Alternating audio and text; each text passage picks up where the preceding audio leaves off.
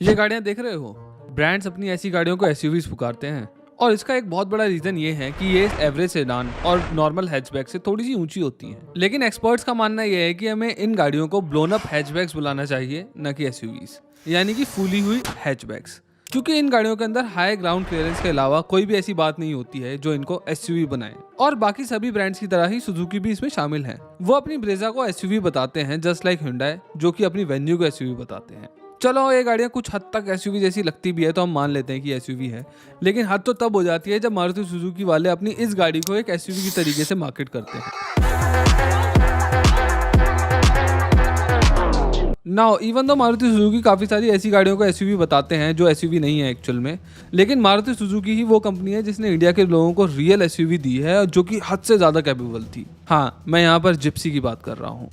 Indian army में rarely ही ऐसा देखने को मिलता है कि इस मोस्ट प्रेस्टिजियस ऑर्गेनाइजेशन के अंदर कोई भी विदेशी गाड़ियों का यूज किया जा रहा हो, एटलीस्ट ट्रांसपोर्टेशन के अंदर। और वो क्यों ही यूज करेंगे किसी और की गाड़ी। इंडिया के अंदर अशोक लेलैंड, टाटा और महिंद्रा जैसे मैन्युफैक्चरर्स एग्जिस्ट करते हैं जो कि हर कैटेगरी के व्हीकल बनाने में सक्षम हैं। फिर चाहे वो एसयूवी हो, ट्रक हो, हैवीली आर्म्ड व्हीकल्स हो, they have everything in their Arsenal.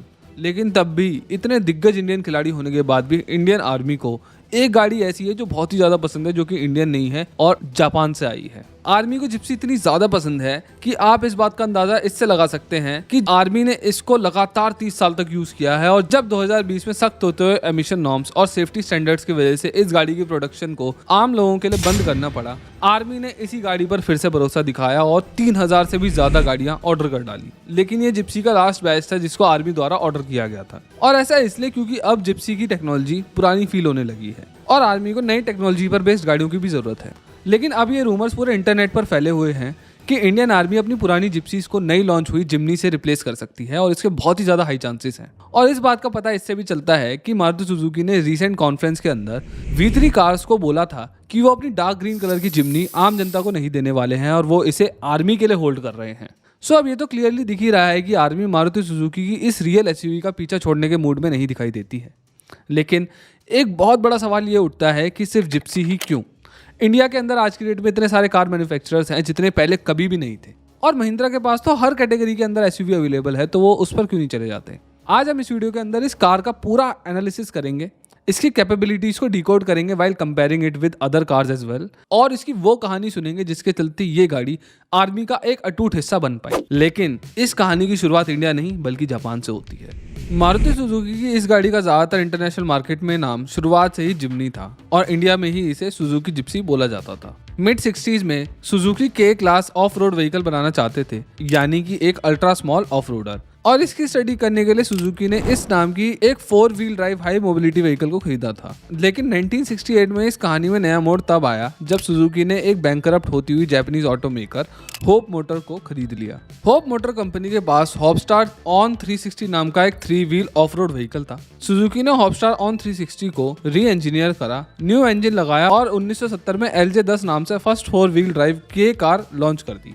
Suzuki ने इसके अंदर एक 2 cylinder 2 stroke air cooled engine लगाया था जो 25 हॉर्स पावर जनरेट कर सकता था। सुजुकी ने इस LJ10 के कार को जिमनी नाम से मार्केट करा और अपने लॉन्च के सिर्फ 1 साल के अंदर ही इस गाड़ी की अनएक्सपेक्टेड 5000 यूनिट सेल हो गई और नेक्स्ट ईयर यानी कि 1971 में इसकी 6000 यूनिट्स बिक गई। और फिर धीरे धीरे जिमनी की इतनी सेल्स होने लगी कि कंपनी को इसके लिए एक अलग से असेंबली प्लांट बनाना पड़ा। सुजुकी ने 1972 में इसका नया वर्जन लॉन्च किया LJ20 के नाम से, और इसके बाद सुजुकी इस गाड़ी के इंजन साइज को लगातार बढ़ाते चले गए और फिर LJ50 और LJ80 के अंदर और बड़े इंजन आए। जिमनी के LJ80 मॉडल को जर्मनी और ऑस्ट्रेलिया में लॉन्च किया गया, लेकिन जिमनी पूरी तरीके से इंटरनेशनल मार्केट में 1981 के बाद आई जब सुजुकी ने जिमनी की सेकंड जनरेशन लॉन्च करी, यानी कि SJ30 रेंज। जिमनी की सेकंड जनरेशन में SJ30 के बाद आई SJ40 जो कि 1000 सीसी के इंजन के साथ आती थी और इसे SJ410 भी बोला जाता था। 1985 में इस पर्टिकुलर वर्जन को सुजुकी समुराई नाम से नॉर्थ अमेरिका में लॉन्च किया गया और यूएस के अंदर ये इतनी ज्यादा सक्सेसफुल हुई कि पहले ही साल के अंदर इसकी 47,000 यूनिट्स बिक गई और फिर आई भारत की बारी। 1985 में सुजुकी ने मारुति के साथ मिलकर SJ 410 को इंडिया के अंदर लॉन्च करा with the brand name of Gypsy. Maruti Suzuki Gypsy SJ 410 का पहला लॉन्ग व्हील बेस वर्जन थी जो कि सिर्फ इंडिया में ही लॉन्च करी गई थी। जिप्सी 4 सिलेंडर 1 लीटर इंजन के साथ आती थी और इसका कोड नेम था MG 410। MG यानी कि Maruti Gypsy, 4 stands for 4 cylinder and 10 का मतलब था 1.0 लीटर्स। जिप्सी में एक कार्बोरेटेड इंजन लगा हुआ था जो कि सिर्फ 45 हॉर्स पावर ही जनरेट कर पाता था, लेकिन ये गाड़ी शुरुआत में ही स्विचेबल 4 व्हील ड्राइव के साथ आई थी। इस वीडियो के अंदर आगे बढ़ने से पहले please consider subscribing this channel, क्योंकि आप में से सिर्फ 13% ही लोग इसको सब्सक्राइब करते हैं। एंड ट्रस्ट मी, जब आप लोग इस चैनल को सब्सक्राइब करते हैं तो मुझे और भी ज्यादा मोटिवेशन मिलती है ऐसी ही अच्छी वीडियोस बनाने की। चलिए वीडियो में आगे बढ़ते हैं। मारुति जिप्सी की सेल्स ज़्यादा तो नहीं थी, लेकिन ये पुलिस और अदर लॉ एनफोर्समेंट ऑर्गेनाइजेशंस में बहुत ही ज़्यादा पॉपुलर हो गई थी। लेकिन जिप्सी की लाइफ में सबसे बड़ा एडवांसमेंट आया 1991 में, जब इसे एक एसयूवी की तरह पहली बार इंडियन आर्मी के अंदर इंडक्ट किया गया था। 1985 से 2020 तक यानी कि 35 सालों के अंदर सुजुकी ने अपनी जिप्सी की 1,75,000 यूनिट्स इंडिया के अंदर बेची हैं। लेकिन इंडिया की सिक्योरिटी फोर्सेस के अंदर जिप्सी की पॉपुलैरिटी को इस बात से समझा जा सकता है कि 1991 से 2020 तक इंडियन आर्मी में ही जिप्सी की 35,000 यूनिट्स सेल हो गई थी। मतलब जिप्सी की टोटल सेल्स का 20% सिर्फ इंडियन आर्मी से आता है और स्टेट पुलिस और अदर एजेंसीज का तो कोई हिसाब ही नहीं है। तो यहाँ पर एक बहुत बड़ा सवाल ये उठता है कि जिप्सी में ऐसा खास क्या था जो उसे इंडियन स्पेशल फोर्सेस और खासकर इंडियन आर्मी के लिए इतना ज्यादा स्पेशल बनाता है। मारुति जिप्सी और इंडियन आर्मी के 30 सालों के long standing and strong relation के पीछे ये 4 मेजर कारण हैं। तो सबसे पहला कारण है जिप्सी का इंडिया की लाइटेस्ट एसयूवी होना। जिप्सी 2 वेरिएंट्स के अंदर इंडिया में आती थी, सॉफ्ट टॉप और एक हार्ड टॉप। जो सॉफ्ट टॉप थी उसका वजन था 985 kgs और जो दूसरा हार्ड टॉप वाला वर्जन था उसका वजन था अराउंड 1020 किलो। अगर इसका वेट इंडियन आर्मी में पाई जाने वाली किसी भी दूसरी एसयूवी से कंपेयर किया जाए जैसे कि सफारी, तो उसका वेट है 2000 किलो, बोलेरो का कर्व वेट है 1600 किलो और स्कॉर्पियो का है 1800 किलो। यानी कि इस गाड़ी का वजन बाकी किसी भी कैपेबल एसयूवी से ऑलमोस्ट आधा था और आज के हैचबैक के बराबर था। और इसमें तब भी फुल ऑफ रोड कैपेबिलिटीज थी और अपने हल्के वजन की वजह से इस गाड़ी को मड, स्लश और खतरनाक ऑफ रोड कंडीशन में चलाना बहुत ही ज्यादा आसान हो जाता था। अब हम बात करते हैं दूसरे रीजन की, जो कि है इसकी लोडिंग कैपेसिटी। जिप्सी का कर्व वेट भले ही कम हो, लेकिन इस गाड़ी को आर्मी ने अपनी GS 500 क्लास में रखा है, यानी कि जनरल सर्विस 500 क्लास। और इस क्लास में रखे जाने का मतलब ये है कि ये एक ऐसी गाड़ी बन जाती है जो 500 किलो तक का वजन ढो सकती है। और भले ही आर्मी इसको 500 kg क्लास के अंदर रखती हो, लेकिन सुजुकी का कहना ये है कि ये गाड़ी 600 किलोग्राम तक का पेलोड कैरी कर सकती है। और इसका मतलब ये होता है कि ये गाड़ी अपने वजन का 60 किलो तक वेट कैरी कर सकती है। अब ये कोई बहुत बड़ी बात तो नहीं है, लेकिन ये उतना कॉमन भी नहीं है। जैसे इसे हम फोर्ड F-150 के एग्जांपल से समझ सकते हैं। ये अमेरिका में सबसे ज्यादा बिकने वाली गाड़ी है और इसका वजन होता है लगभग 2000 किलो के आसपास। लेकिन अपने बेस इंजन वाले वर्जन के साथ ये गाड़ी सिर्फ 900 किलोग्राम तक का पेलोड कैरी कर सकती है, यानी कि अपने वजन का 45%। और इसका मतलब ये होता है कि जिप्सी का weight to payload carrying ratio एक बड़े पिकअप ट्रक से भी ज्यादा बेटर है। और जिप्सी ऐसा इसलिए कर पाती है क्योंकि गियर रेशियोज को उसी तरीके से सेट किया गया है। और दूसरी एक बहुत बड़ी बात यह भी है कि इसके अंदर 4 लीफ स्प्रिंग भी आती हैं, जिसकी वजह से ये गाड़ी बहुत ज्यादा नहीं दबती, बहुत ज्यादा वेट डालने पर भी। और इसीलिए जब आर्मी को रिमोट एरियाज के अंदर राशन और इक्विपमेंट्स पहुंचाने होते हैं तो वो जिप्सी का सहारा लेते हैं और वहीं पर इस गाड़ी की इंपॉर्टेंस समझ में आती है। थर्ड फैक्टर जो जिप्सी को बहुत ही ज्यादा कैपेबल बनाता है वो है इसका पेट्रोल पावर्ड एसयूवी होना।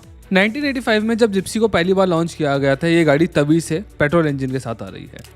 इसमें पहले कार्बोरेटेड इंजन आया, फिर इसमें सिंगल पोर्ट फ्यूल इंजेक्शन आया और फिर इसमें multi port fuel injection engine मिलने लगा। इस गाड़ी के पेट्रोल पावर्ड होने की वजह से इस गाड़ी को बहुत ही तगड़ी एडवांटेज मिलती है over it's diesel counter parts. आपको पता होगा कि अनलाइक मैनी अदर कंट्रीज हमारे देश के अंदर बहुत सारी सीमाएं प्लेन्स, रेगिस्तान, जंगल और बर्फीले पहाड़ों पर भी हैं। और ये जो बर्फीले पहाड़ होते हैं ना, यही डीजल गाड़ियों के लिए मुसीबत बनते हैं। दरअसल डीजल के अंदर पैराफिन होता है जो 0 डिग्री के नीचे जमना चालू हो जाता है और जैसे जैसे डीजल का टेम्परेचर नीचे जाता है ये पूरी तरीके से जम जाता है और इसी वजह से डीजल गाड़ियों को बहुत ज़्यादा तगड़ी ठंड के अंदर चालू करना बहुत ज़्यादा मुश्किल होता है। खैर आजकल तो डीजल के लिए एंटी फ्रीज आता है, लेकिन ये चीज़ें पहले नहीं हुआ करती थी। लेकिन फिर भी एक एडिशनल कॉस्ट ही तो हुई। लेकिन यहीं पर पेट्रोल बाजी मार जाता है क्योंकि पेट्रोल गाड़ियों के लिए कोई भी एंटी फ्रीज की जरूरत नहीं होती है और ये गाड़ियां बहुत जल्दी चालू हो जाती हैं चाहे कितनी भी सर्दी हो। और ऐसा इसलिए हो पाता है क्योंकि पेट्रोल का फ्रीजिंग पॉइंट -60 डिग्री सेल्सियस होता है और इंडिया के अंदर भी जो सबसे ज्यादा लोएस्ट टेम्परेचर रिकॉर्ड किया गया है वो था -60 डिग्री सेल्सियस और वो भी 1995 में ही रिकॉर्ड किया गया था। और यही एक बहुत बड़ी वजह है जिसकी वजह से जिप्सी बर्फीले मौसम के अंदर भी बाकी गाड़ियों के मुकाबले बहुत ज्यादा कैपेबल रहती है। जिप्सी को पसंद किए जाने का आखिरी कारण था इसका प्राइस। आर्मी को अक्सर ऐसी गाड़ियों की जरूरत होती है जो कम खर्चे में ज्यादा से ज्यादा कैपेबिलिटी प्रोवाइड करा सके, और जिप्सी यहीं पर खरी उतरती है क्योंकि ये गाड़ी अपने एंड तक भी 6.5 लाख में ही मिल जाया करती थी। खैर, जिप्सी ने बहुत साथ दिया आर्मी का, लेकिन जिप्सी की ये जर्नी दिसंबर 2018 में तब खत्म हो गई जब एमिशन स्टैंडर्ड्स को मैच ना कर पाने की वजह से और सख्त होते हुए क्रैश टेस्टिंग की वजह से इस गाड़ी को डिसकंटिन्यू करना पड़ा।